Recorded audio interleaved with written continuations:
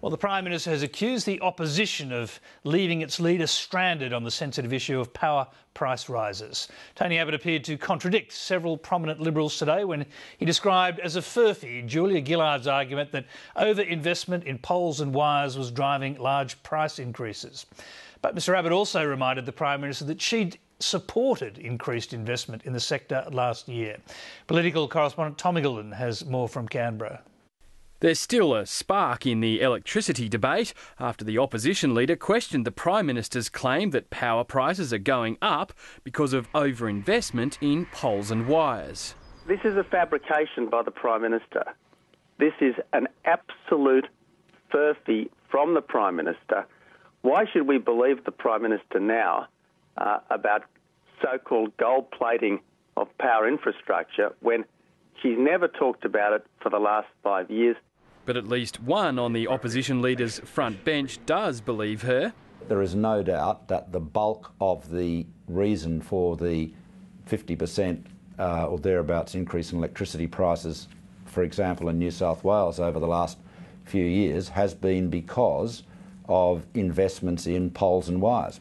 And at last month's COAG meeting, Queensland's Liberal Premier welcomed Julia Gillard's offer to start fixing the system that links price rises to power companies' investment spending. No questions are asked really about, no real scrutiny of that.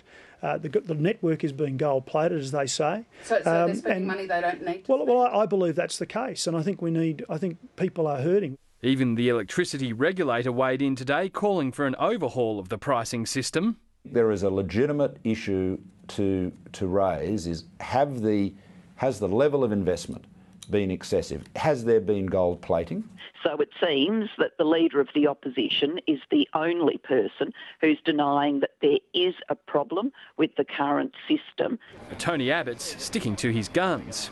It is the carbon tax, which is what's putting up everyone's power prices, because that's exactly what it is supposed to do.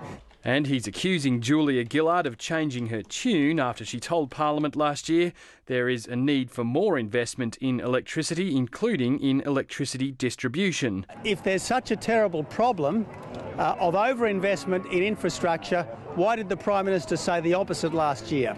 But there was more apparent division in Liberal ranks today following a surprise fall in the unemployment rate down to 5.2%. It is against the government's own budget predictions that unemployment will in fact rise, but let's celebrate it whilst it's down.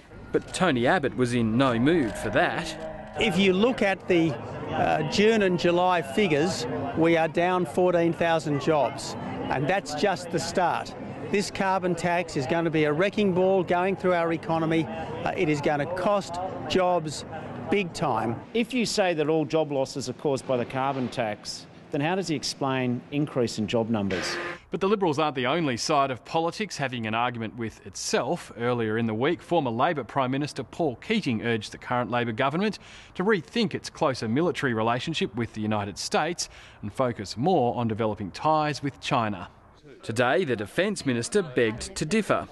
There's nothing inconsistent with an alliance relationship with the United States and a comprehensive relationship with China. This can be win-win. But China's made it known it sees the stationing of US Marines in Darwin as provocative. A US general visiting his troops today is siding with Stephen Smith. I don't see it that way. I don't see it as sabre rattling. Actually, I see it as a partnership. The first rotation of Marines goes home in a month. Tom Iggulden, Lateline.